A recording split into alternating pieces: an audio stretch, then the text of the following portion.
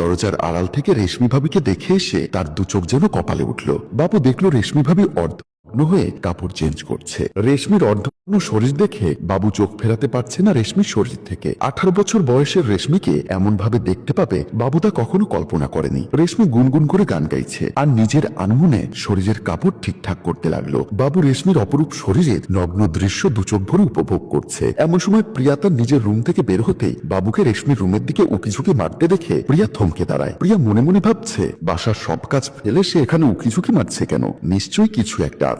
প্রিয়া সেখানে আর দাঁড়িয়ে না থেকে বাবুর দিকে পা বাড়ালো। প্রিয়া আস্তে আস্তে বাবুর কাছে এসে দেখলো বাবু রেশমির অর্ধনগ্ন শরীর দেখছে আর উত্তেজনায় আহু শব্দ করছে। প্রিয়া বাবুর এমন কাণ্ড দেখে অবাক হয়ে বাবুর মুখের দিকে হা করে তাকিয়ে আছে। হঠাৎ প্রিয়ার দিকে চোখ পড়তেই বাবু চমকে উঠে আমতা আমতা করে বলল, ভাবি আপনি? প্রিয়া কোনো কথা না বলে বাবুর কানে ধরে টানতে টানতে রেশমির রুমের সামনে থেকে তার রুমের দিকে নিয়ে যায়। প্রিয়া বাবুকে তার রুমে ঢুকিয়ে বলল, তোর এত বড় সাহস হলো কি করে? বাড়ির সব কাজ ফেলে রেখে তুই রেশমির রুমের সামনে দাঁড়িয়ে লুকিয়ে লুকিয়ে রেশমির শাড়ি পরা দেখিস? আজ তোর একদিন কি আমার একদিন, দাঁড়া আমি এক্ষুনি বাসার সবাইকে ডেকে বলে দিচ্ছি তোর আকামের কথা। প্রিয়ার মুখে এমন কথা শুনে বাবু কান্না করতে করতে প্রিয়ার পা ধরে বলতে লাগলো, বড় ভাবি আমার ভুল হয়ে গেছে, আমি আর কখনো এসব করব না, প্লিজ তুমি এসব কথা কাউকে বলো না, আজকের জন্য আমাকে ক্ষমা করে দাও। তোর কোনো ক্ষমা নেই, বাড়ির কাজের লোক হয়ে তোর এত বড় সাহস হলো কি করে? বাবু প্রিয়ার পা ছেড়ে দাঁড়িয়ে শক্ত হয়ে বলল, বড় ভাবি তুমি যদি আমার কথা বাসার সবার কাছে বলে দাও তাহলে আমিও বাসার সবাইকে বলে দেব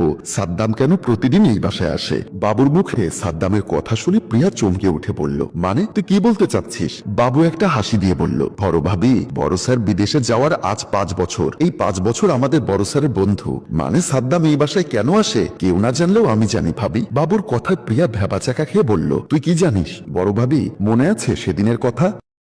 কলিং বেলের শব্দ শুনে দরজা খুলে দিল ইমা বেগম। ইমা বেগম দরজা খুলে দিতেই রুমে প্রবেশ করলো সাদ্দাম। সাদ্দাম রুমে প্রবেশ করে ইমা বেগমকে সালাম দিয়ে জিজ্ঞাসা করলো, কেমন আছেন আন্টি? এই তো বাবা ভালো আছি, তুমি কেমন আছো? জি আন্টি ভালো আছি, অনেকদিন পর আসলা, সাইফুল বিদেশ যাওয়ার পর তুমি তো আমাদের বাসায় আসোই না। আসলে আন্টি আসার সময় কোথায়, ব্যবসা বাণিজ্য নিয়ে সবসময় বিজি থাকতে হয়, আজ হঠাৎ মনে হলো একবার এসে আপনাদের দেখে যাই। এসে ভালো করেছো বাবা, আমার ছেলেটা তো আজ অনেকদিন হয়ে গেল বিদেশের মাটিতে, জানি না কবে দেশে আসবে। আন্টি আপনি কোনো চিন্তা করবেন না, আমার সাথে ওর প্রতিনিয়তই কথা হয়, বলেছে খুব তাড়াতাড়ি চলে আসবে। ছেলের কথা মনে হলেই ইমা বেগমের মন খারাপ হয়ে যায়। আজ তার ছেলের বন্ধু সাদ্দামকে দেখে ইমা বেগমের দু চোখ জলে ভিজে গেল। ইমা বেগম দু চোখের জল মুছতে মুছতে বলল, এসো বাবা ভেতরে এসো, আমিও তোমাকে বোকার মতো এখানে দাঁড় করিয়ে রেখেছি। বলে ইমা বেগম সাদ্দামকে নিয়ে ড্রয়িং রুমের দিকে চলে যায়। মমিন খান আর সাদ্দাম ড্রয়িং রুমে বসে গল্প করছে। মমিন খান বলল, আমার ছেলের সাথে তোমার কথা হয়? জি আঙ্কেল, আমাদের তো প্রতিদিনই কথা হয়, কত করে না করেছি, বিদেশে যাওয়ার দরকার নেই, দেশের মাটিতে কিছু একটা করে খা, কিন্তু কে শোনে কার কথা? আঙ্কেল সাইফুল তো বিদেশে একটা ভালো অবস্থান নিয়েছে, দেশের মাটিতে এত কম সময়ে এত কিছু করা সম্ভব না। বাবা টাকা পয়সায় কি জীবনের সব? আজ কতটা দিন হলো ছেলেটা দেশের বাহিরে, এই বয়সে এসে আমরা বাবা মারা ছেলে মেয়েদের ছাড়া কি করে থাকি বলো? আঙ্কেল আপনি কোনো চিন্তা করবেন না, সাইফুল খুব তাড়াতাড়ি দেশে ফিরে আসবে। এমন সময় প্রিয়া চায়ের ট্রে নিয়ে ড্রয়িং রুমে প্রবেশ করে। সাদ্দাম প্রিয়াকে এর আগে অনেকবার দেখেছে, কথা হয়েছে, কিন্তু আজ সাদ্দামের কাছে প্রিয়াকে অন্যরকম লাগছে। সাদ্দাম হাঁ করে প্রিয়ার দিকে চেয়ে আছে। 5 ফুট 3 ইঞ্চি লম্বা ফিগার 12 হাত লম্বা শাড়িতে ঢেকে রাখার পরও যেন প্রিয়ার শরীরের সৌন্দর্য বেরিয়ে আসছে কাপড়ের বাইরে। সাদ্দাম মুহূর্তের মধ্যেই যেন প্রিয়ার প্রেমে পড়ে যায়। প্রিয়া চায়ের ট্রে থেকে 1 কাপ চা মোমিন খানকে দিয়ে আর একটা কাপ সাদ্দামের দিকে বাড়িয়ে দেয়। সাদ্দাম একটা মিষ্টি হাসি দিয়ে প্রিয়ার হাত থেকে যখন চায়ের কাপটা নিল তখন প্রিয়ার দু চোখ যেন সাদ্দামের দু চোখে আটকে পড়ে গেল। খাবার টেবিলে খেতে বসেছে মোমিন খান, ইমা বেগম ও তার পাশের চেয়ারে বসেছে সাদ্দাম, প্রিয়া ও রেশমি। বাবু দাঁড়িয়ে দাঁড়িয়ে সবাইকে খাবার পরিবেশন করছে। এমন সময় মোমিন খান বলল, ছোট বৌমা ফাহিম এখনো আসেনি? না বাবা, ও তো অফিসের কাজের জন্য শহরের বাইরে গিয়েছে, এখনো নাকি 2-3 দিন থাকতে হবে। ছোট বৌমা ফাহিম সাথে করে কি শীতের কাপড় নিয়েছে? জি মা, বাহিরে খুব ঠান্ডা পড়েছে, তাছাড়া শহরের বাইরে কিন্তু অনেক বেশি ঠান্ডা পড়ে। সাদ্দাম বারবার প্রিয়ার দিকে আর চোখে তাকাচ্ছে। প্রিয়াও সাদ্দামের প্রতিটা চাহনির জবাব দিচ্ছে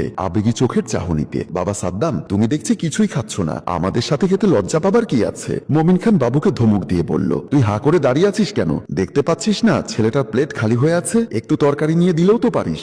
না না আঙ্কেল, নিয়ে দিতে হবে না, আমার যতটুকু লাগবে আমি নিয়ে খাবো, সমস্যা নেই। বাবু তরকারির বাটি হাতে নিয়ে যখন সাদ্দামকে দিতে যাবে ঠিক তখনই বাবুর চোখ পড়লো প্রিয়ার দিকে। বাবু দেখলো প্রিয়া আর চোখে সাদ্দামের দিকে চেয়ে আছে। একটা পরিপূর্ণ বয়সের যুবক বাবু। প্রিয়ার চোখের ভাষা বুঝতে একটুও বিলম্ব হলো না। বাবু বুঝতে পারলো প্রিয়ার দু চোখের চাহনিতে দাউ দাউ করে কামনার আগুন জ্বলছে। বাবু রান্নাঘরের একপাশে ফ্লোরে বিছানা পেতে শুয়ে আছে। এমন সময় ইমা বেগম এসে বাবুকে ডাকতে লাগলো। ইমা বেগমের ডাক শুনে বাবু তাড়াহুড়ো করে উঠে দাঁড়িয়ে বলল, কি হলো চাচি আম্মা, এত রাতে ডাকছেন কেন? এত রাত হলো কোথায় বলো? ঘুম আর খাওয়া ছাড়া তো কিছুই পারিস না। বাড়িতে একজন মেহমান এসেছে, সেদিকে তো তোর কোনো খবর নেই। কোন রকম কাজের হাজিরাটা তুলতে পারলেই হলো। ইমা বেগমের কথায় বাবু কিছুই মনে করে না, কারণ বাবু এ বাড়িতে ছোট থেকে বড় হয়েছে। ইমা বেগম বাবুকে অনেক স্নেহ করেন। বলতে গেলে ইমা বেগমের দুই ছেলের মতোই দেখেন বাবুকে। চাচি আম্মা, আমি তো সবকিছু ঠিকঠাক করে দিয়ে এসেছি। বোতল ভরে পানি দিয়েছি, টয়লেটে সাবান দিয়েছি, পরার জন্য একটা লুঙ্গিও দিয়েছি। আহারে পাগল, বুঝতে পেরেছি তুই সবকিছু দিয়েছিস, তারপরও তো একবার গিয়ে জিজ্ঞাসা করবি না